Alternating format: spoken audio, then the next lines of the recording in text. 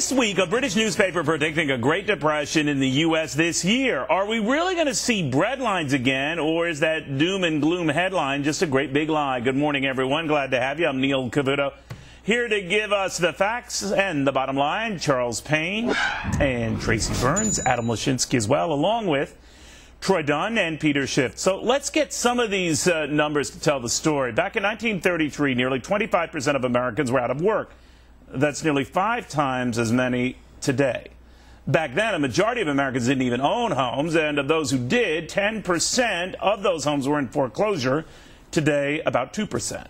So, Charles, even with an unemployment rate that backed up to 5.1% on Friday with the March report, it doesn't seem like a depression. Absolutely not. I mean, these type of articles are divisive. They're designed to create tension, to cause problems, and it's the type of stuff we hear from the political arena. You know, there are just so many things that are different. There were 8 million people unemployed then. There are less than 8 million people unemployed now. And as you pointed out, the disparity is huge: 5% versus 25%. 9,000 banks went under during the Great Depression. Life expectancy in 1932 was 59. It's bordering 79 years old now. I mean, it's totally night and day, and it's totally unfortunate.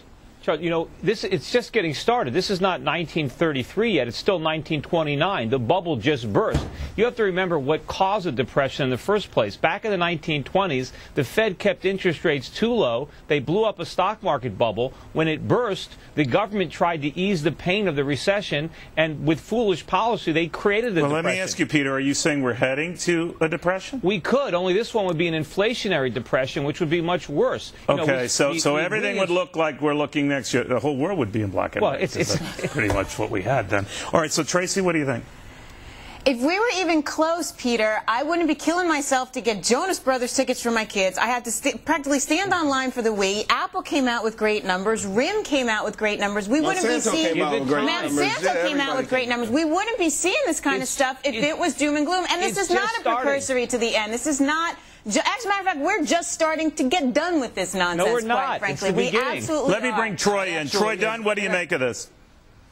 Oh, my gosh. I think Peter's having too many dinners with Harry Reid. Charles is exactly right. You know, to say that this in any way resembles the original Great Depression is like saying that Charles and I are identical twins because of the fact that we have 2 eyes, a nose, and a mouth. Separated at birth. Nothing else.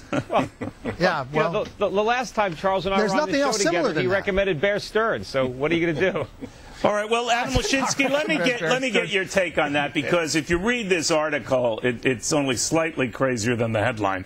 And one of the things it alludes to is the fact that we are, as Peter said, although Peter's not crazy, that we are heading, the forces are at play to very quickly get to a depression. What do you make of that? Right. Well, at the risk of briefly going in the circle of discussing journalism again, the Great Depression was only mentioned in the headline of that article. In the body of it, there was nothing about a depression. The thrust of the article was that more people are using food stamps now than they have in the past few years. And there's some technical reasons for that. Various states have made it easier for people to use food stamps. But there's no question that at the bottom rungs of society, things are tougher now than they have been in recent years, though not as tough as they were in 1994. You know, Neil, to answer your question, we're not heading into a depression. It's not even clear that we're heading into a recession, although I think we are. And the data point for that is that bank deposits continue to go up as we head into recessions. And certainly if we were heading into a depression, bank deposits would be going down, not up. We're already in a recession. We've been there for a while.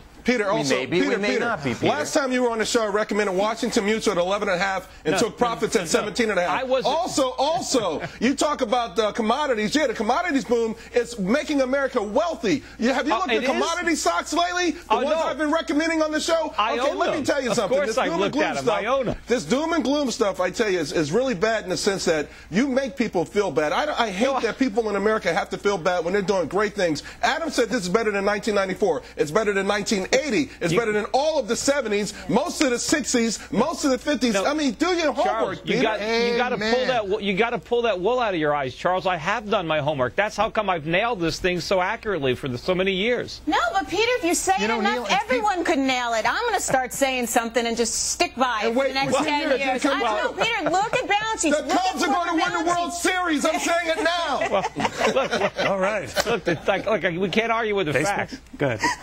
May I cut through this, Neil, for a second? Go ahead. There's no question that we're not heading into a depression, and that's because the Fed is acting responsibly. You know, the big debate is should the Fed be bailing out people on Main Street as well? And as I've said before, and as the Fed has said, that isn't their job. Their job is to make sure that there's not a panic, and that when there is a credit crunch, they work to make sure that there's liquidity in the system. It's what they didn't do. But I guess what I'm saying, guys, what I'm saying, guys, making it worse. Troy, and maybe you can help me with this. What I'm saying is we have to be very careful in the language we use and the headlines we write. We do. And when Hillary Clinton is talking about at the end of the week, but at the end of the week, Hillary Clinton is talking about appointing a poverty czar if she were president of the United States. I don't know if that's such a good idea.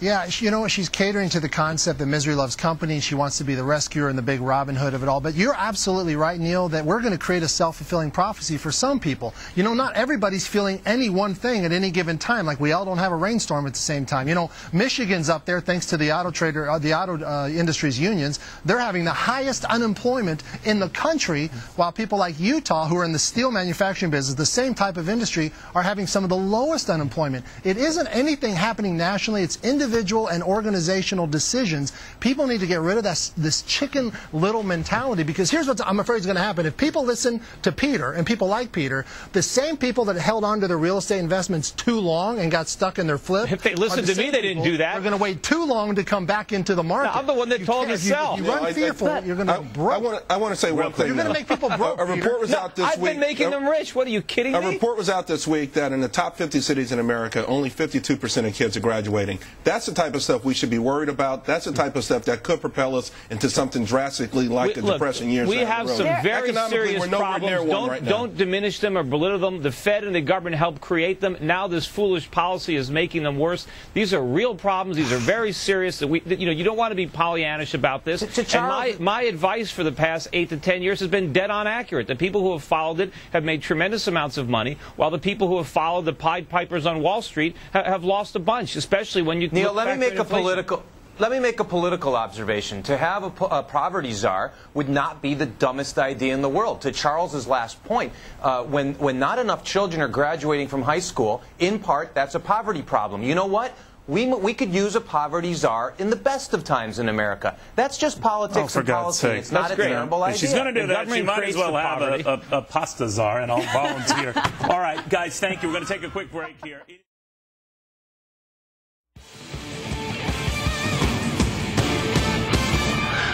Well, truckers slamming on the brakes this week to protest diesel prices topping $4 a gallon. Their slowdown slowing traffic and the delivery of everything from food to medicines. Now, some are threatening an outright strike, but should that be against the law, like having air traffic controllers go on strike? Let's go head to head. Troy, should truckers be allowed to just walk out? No, they should not be allowed. It should be. And I have to tell you, my heart goes out to the truckers because I can feel their frustration. I can understand their anger. They're wanting to vent somehow. But what they're really doing is white-collar terrorism, or in their case, it's blue-collar terrorism. They're actually taking consumers hostage and shutting them down and waiting till they get their demands met. And I got to tell you something. Not allowing my wife and children's food to be delivered is not in any way going to affect the price of fuel. It's understandable that they're frustrated. They're just directing it in the wrong way. You know what they're going to do, though, Charles? I've talked to a number of the truckers recently. I never argue too tough with them when they're here in the studio. But what they've been saying is we can go very slow in the right-hand lane.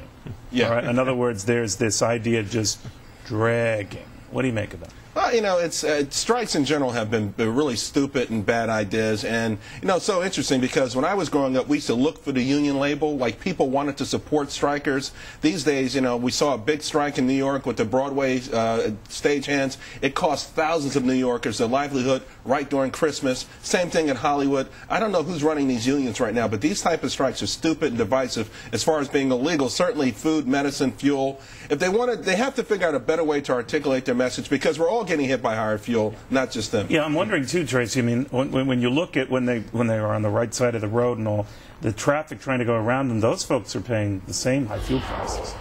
But you know what? It's free market capitalism. You want to strike, you strike. You know, it's like saying the electricians can't strike because we won't have any lights. I mean, aren't there certain folks who shouldn't strike because they are vital service? We shouldn't have unions, I think. If we got rid of the unions, we wouldn't have this problem altogether. The unions, as you're saying, these strikes, they're just not getting anywhere with these Would you things. liken them to air traffic controllers? Remember when they went on strike in the early 80s and Ronald Reagan said, well, you're fired for doing that? Well, no, because could they be equated with that? some of them transport toys. My kids could live without toys. But I mean, some of them, Peter, Schiff transport medicines. Yeah. Well, look, any private sector employee should be allowed to strike, and any employer should be allowed to fire them for striking. But, you know, rather than striking, what these truckers should do is march on Washington. If they want to protest high oil prices, protest the Federal Reserve, because that's why we have them. They're the ones that are creating the inflation. They're the ones that are debasing our money. That would be a little weird strike, right? The truckers outside the Federal Reserve, and everyone would say, what the hell are you doing? And the prices are going a lot higher. Adam, what do you make of that? That they have the right to strike and apparently anywhere they want to. Yeah, and I think Tracy hit the nail on the head. I mean, this is in a free market system. The suppliers of the labor can withhold their labor if they choose to, and they can face the consequences, and we'll all face the consequences. To your question, Neil, I would sort of turn it around on you and say, do you want to federalize the trucking function in the United States? Do you want these people to all be employees of the United States government the way we've agreed, at least up until now, that the air controllers should be? I think your answer would be no, and that would be my answer too. If you want to put them all on the federal payroll, then fine. I'd say we make it illegal for them to strike. As it is, let them strike. And Peter, with all due respect, I think the truckers will be a little more effective in their trucks than outside their trucks in terms of a protest. Yeah, well, if they should Neil, drive them right up to the Fed. Go ahead, Troy.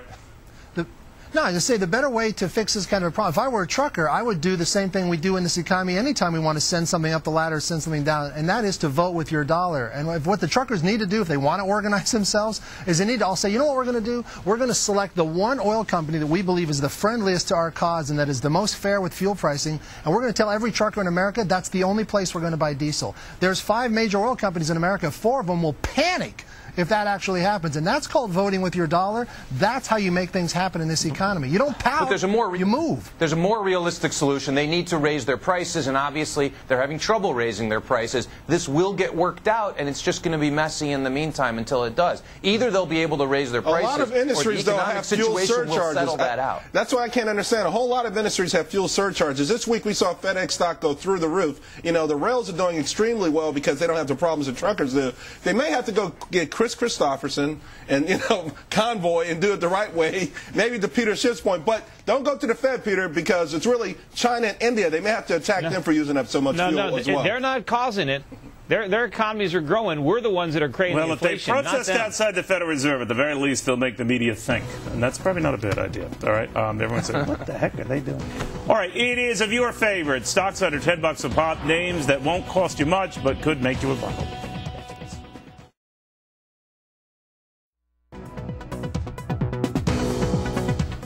All right, you guys love it when we do segments like this, so we're going to do more of them. The best stocks that cost less than $10 so you can get more for your money. Adam, what have you got for us? You know, I've got a chip company called LSI. It's always great to buy chip companies when they're in the down cycle, which they very much are right now. This company was hammered because of an acquisition that it did last year. It sells chips for like networking and storage companies, the real guts of the computer industry, and it only trades for about 16 times this year's earnings, but it's growing earnings at 23%. Peter, what do you think of that pick? Well, I think it's dead money. I think tech is the last bubble. You want to invest in the next bubble. And, you know, if you talk about a land rush, there's no rush like a gold rush, so I'd go with gold. All right, so what are you doing right now, Peter? Well, I like Northgate Minerals. It's a Canadian gold mining company. It trades on the Amex, just over $3 a share. I think you buy it, you put it away. By the time this bubble finally peaks, it'll be a 10-bagger. All right, what do you think, Charles? Peter, you know, you've been pretty good in the last year and a half macroly, but your stock picks leave a lot to be desired. And I like that space, by the way. There's just so many more I would buy besides that one. Okay, so what are you doing? They're not under $10. Oh, okay, well, Evergreen Solar. You know, I submitted this stock pick on Thursday. Friday I had a great session, so I'm cheating a little bit. Solar is also an extremely hot space right now. I think this stock is good for a gigantic move, 25-40% this year. I'm always wondering, Adam, when you look at solar and everything else, it always gets the hype, and especially in high energy prices, whether it has the follow-through. What do you think? Well, Charles has been studying the sector hard, and there is going to be a lot of growth in this sector, Neil, but it takes a certain kind of investor to buy a stock in a company that doesn't make money. This company doesn't. It's not forecasted to until 2009, and I stay away from stocks like that. You know, even Google was making money when it traded for an astronomical valuation, which this stock does not make money. Okay, guys, we're going to take a quick break here and make a little money ourselves. Then we come back. One stock ready to run up 30% thanks to the Fed running to everybody's help. And exactly when everyone will run back to the housing market, someone here says they know. Exactly.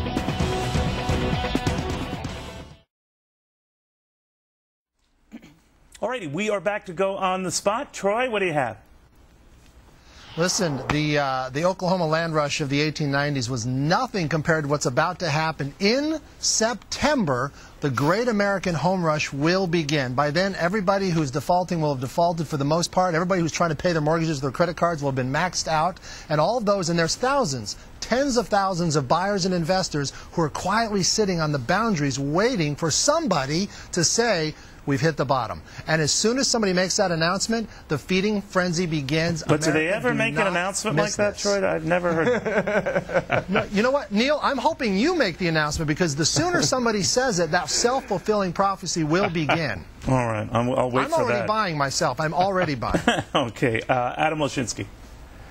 Neil, I'm not even going out on a limb and saying that the land rush, we are not going to return to a record pace in home sales until Chelsea Clinton is ready to run for president. Troy, you are kidding yourself. There's 10 months of national inventory out there. That's national. That's not even counting the tough markets. You know this is going to take a long time before we're back to record levels. Well, we'll just see, won't we? Yeah, we'll just see. Okay. You're underestimating the power of greed. All right, well, you could be right. We'll see who wins. Peter, what do you got? Yeah, well, first, the only way to become a real estate millionaire is to start out as a real estate billionaire. You know, this is the most inflationary Fed we've ever had. It is igniting the biggest bull market in agriculture and commodities by Syngenta. It's a Swiss agro-business company. It's got an ADR here on the New York Stock Exchange. I think it's up at least another 30% in the next year. It's perfectly positioned to benefit from the inflation that we're creating. It's a Swiss business? It's Swiss, but they've got an ADR, so everybody can buy it on the New York Stock Exchange. All righty. Charles. The anarchists will not go away. So look for Peter and his crew to push gold up again. Minimum 960, probably back to 1,000. I like the ride. Listen, we played gold so many times in and out, you know, during this whole period. Rand Gold is one. The symbol is easy, G-O-L-D. Hey, I own that one too. But it's been hiccuping. You think it... I think you buy it on weakness. Listen, there's so much money chasing us, and the hype is out of control. You can change it to the coin channel, and they're telling you why it's, you know, you got to own gold coins right now in gold. Okay.